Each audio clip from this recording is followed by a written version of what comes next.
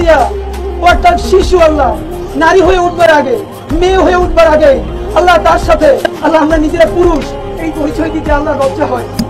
ছোট বোন আমাদের সন্তান আসিয়ার মৃত্যুর পর তার মরদেহ নিয়ে যাওয়া হয় তার গ্রামের বাড়ি মাগুরায়।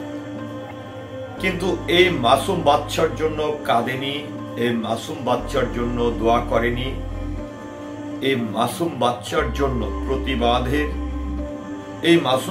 জন্য প্রতিবাদের ঝড় তুলেনি এমন মানুষ খুঁজে পাওয়া যাবে না। আসিয়ার হয়তো জানাজায় অংশগ্রহণ করতে পারেনি সারা দেশের মানুষ, শেষ বিদায় দিতে পারেনি আসিয়ার মতো একজন নিষ্পাপ শিশুকে। কিন্তু আসিয়ার এই মৃত্যুর পর, মৃত্যুর সংবাদ শোনার পর সামাজিক যোগাযোগ মাধ্যম সোশ্যাল মিডিয়ায় যেন যেটি যদি আমি বলতে চাই যে এই সোশ্যাল মিডিয়াতে মানুষের যেন কান্নার ঝড় বইছে। আসিয়াকে সবাই যেন নিজের সন্তান মনে করেছে, আসিয়াকে যেন সবাই নিজের বোন মনে করেছে, আসিয়াকে যেন সবাই পরিবারের একজন সদস্য মনে করেছে।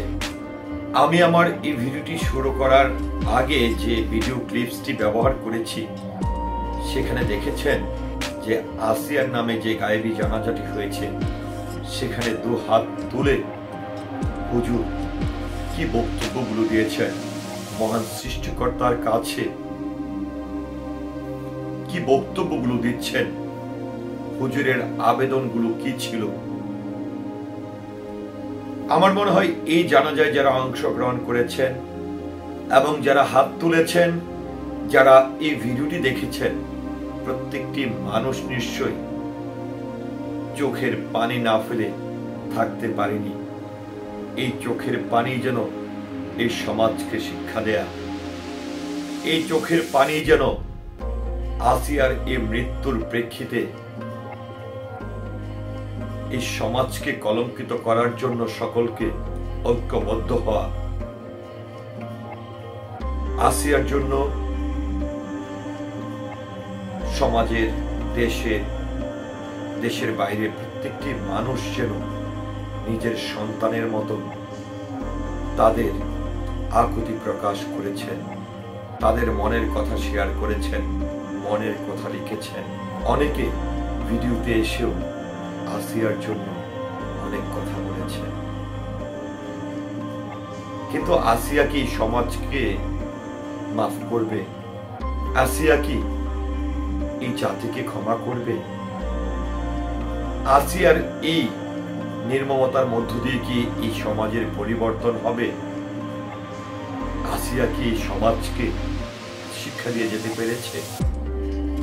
নিশ্চয়ই আসিয়ার এর মৃত্যু দেশের কান্নার পাশাপাশি মানুষের বিবেকে নাড়া দিয়েছে। যারা বিবেকহীন তাদের নিশ্চয়ই বিবেক ফিরে আসবে।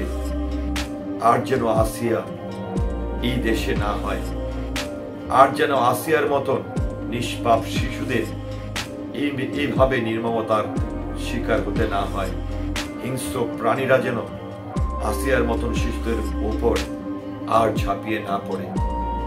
সর্বশেষ আল্লাহ তাআলার কাছে আসিয়ার জন্য দোয়া প্রার্থনা করছি।